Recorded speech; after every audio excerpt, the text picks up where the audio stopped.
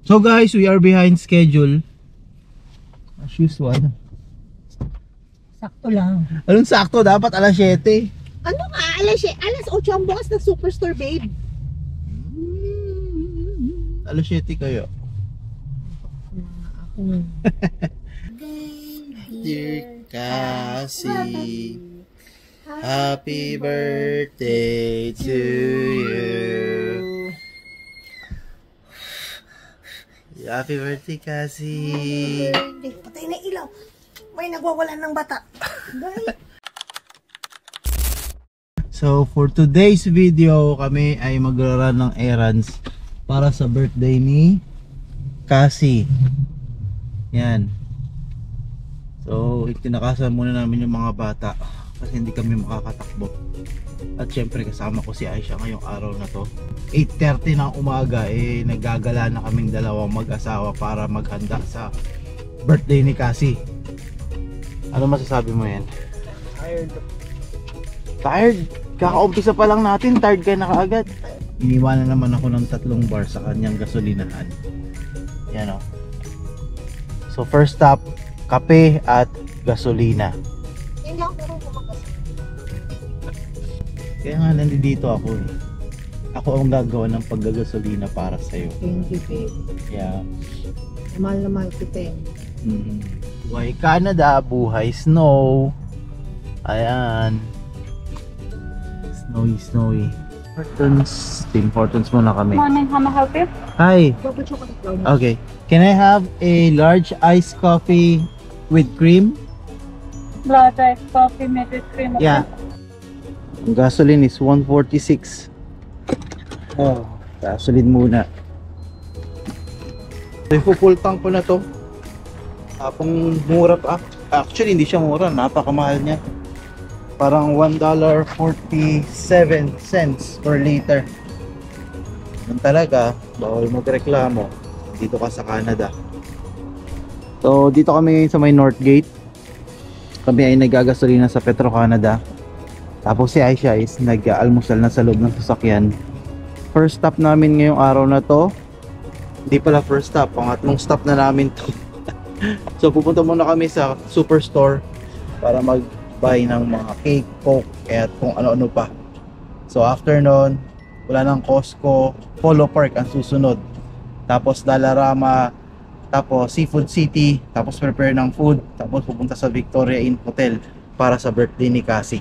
So that's going to be our itinerary for today. So isasama namin kayo. 35 liters for $52.24.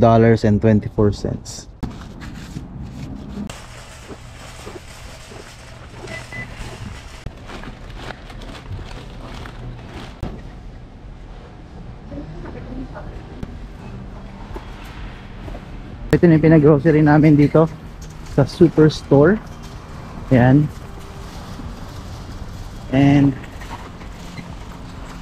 right now nag-umpisa na with mag-snow. So buhay Canada. So right now we are here. Bukas yan o.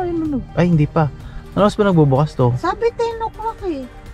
Baka yan. Baka dun sa harapan. Yeah, baka yan dyan sa ano. Hindi, bukas na yan. Bukas na ba? Hindi ko alam. Tingnan mo dun tayo sa harapan. Kasi So doon ako magpa-park sa harap o maglalakad tayo? Doon na sa harapan. Sarado yan eh. I think ito yung sarado. Alam ko. Yung pinto. Oo. Pero yung sa may harap, bukas na.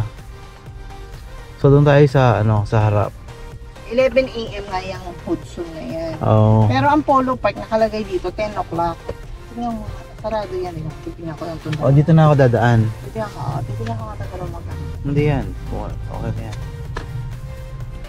So dito naman sa Polo Park kami ay bibili ng, anong bibili dito? Popcorn? Popcorn lang, pero sa popcorn. Para sa popcorn, anong popcorn ang bibilin? Tatakbo na rin ako. Sephora.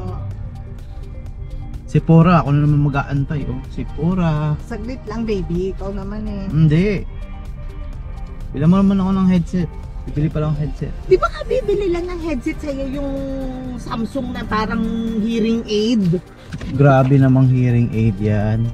Di ba? Nasaan na yun? Ewan ko sa'yo.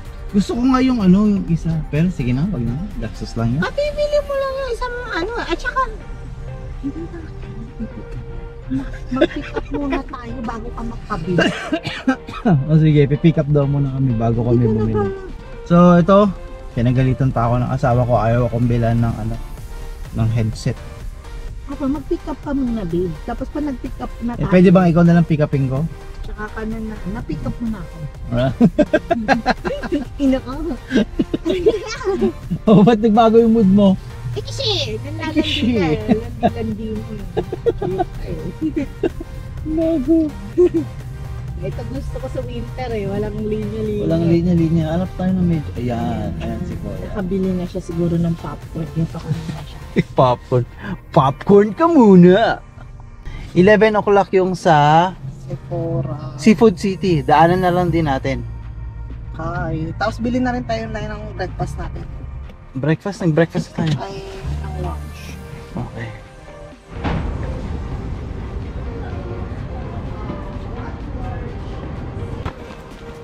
Let's go. Saan na tayo? So, ito yung binili namin, oh. Popcorn para dun sa party ng mga bata mamaya. Yeah, dalawa na to. Kulang pa nga. No, sakto na yan. May pizza ka pa mamaya, tsaka ano, marami ka pang pagkain. Hindi lang naman ito yung kakainin nila. Okay, last stop na kami. Seafood City. Chicken barbecue po. Yeah, dalawa. Yeah. Dalawa. Boss, pwede makaingin ng sabaw? Yeah. Anong balon? Parang ibubulaw lang gatas.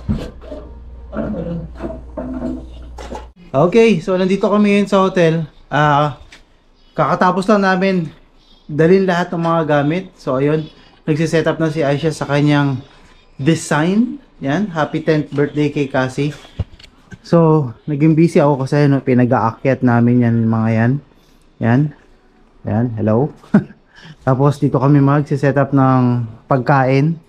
I think kailangan ko pa ng isang mesa, right? Hindi na. Kailangan pa niya ng isang mesa. Yan. Tapos yung mga bata, mamaya, dyan. Tapos, dyan namin sineta po. Maganda ba dito sa side o magkaganon? I think mas maganda rito yan. Ha? Hindi, okay na, okay na rin dyan. Kasi dito yung table eh. Yeah? Nandito yung table so parang magpapapicture sila dyan. Okay, pwede. Yan. Ito yung Victoria Inn. Woo! And as you can see, ang natutulog lang ngayon, si Arya. And ito yung design na ginawa ni Aisha. Yan. And Cassie is on its 10th birthday. So, wala kayong maririnig na bata kasi yung mga bata ngayon is nasa swimming pool, nasa baba sila. And kinantahan na nga namin si Cassie ng kanyang birthday, 10th birthday. And sobrang busy ko dahil drive back and forth. Ang daming mga pinagkukuha, ang daming mga pinikap ngayong araw na to. Pati mga bata pinikap ko from their catechism. That's it. So, konti pa yung mga bisita or may mga inaantay pa kaming mga bisita. Pero yun nga, kami-kami lang ang nandito ngayon. Sila, yung family ni Billy, tsaka yung family ni Kuya Brian. Tapos, yung mga classmate, selected classmate ni Cassie. So, 5. So, you can just imagine paano namin to ginawa. Sobrang pagod. Upisa kami ng mga alas 7 ng umaga until 6 p.m. Pinaka last pickup namin was the pizza. And then that's it. So, bali yung mga handa. Siyempre, hindi mawawala yung ayan, rice. Rice is life. Then, the pizza, tubig, tapos chicken, Shanghai, barbecue, yung spaghetti, tacos, and yung cake ni Cassie. Ayan. So, we're going to stay here for the night. Then, tapos, bukas uwi na. So, ito yung wish ni Cassie for her 10th birthday. So, ang sabi niya, she want to spend her day with the classmates. Ayan. It's okay.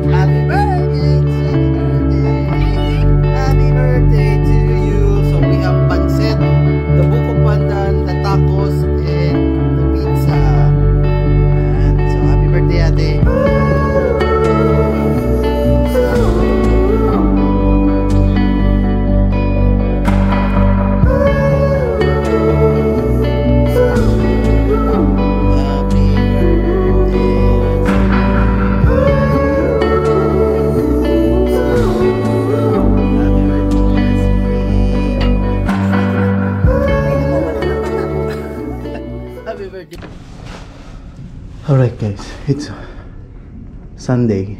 So today, punta ako sa basketball. Naka-check-in pa kami sa hotel. Pero right now, it's minus 33. Feels like minus 33. At yung mga bata na dito pa sa hotel, mag-swimming pa raw sila mamaya. Pero ako, maglalaro muna ako ng basketball with the Maples boys. Bali, ang worry ko lang ngayon is that kung mag-i-start yung sasakyan. Kasi hindi ko na-anticipate na it's minus 33 pala. So, ando dun yung sasakyan, no? I'll try to start the car habang nililinis ko. We'll see kung mag-i-start siya. And I'm hoping na sana mag-start yung sasakyan. Ayan, no? Let's hope for the best. That's going to be hoping for the best.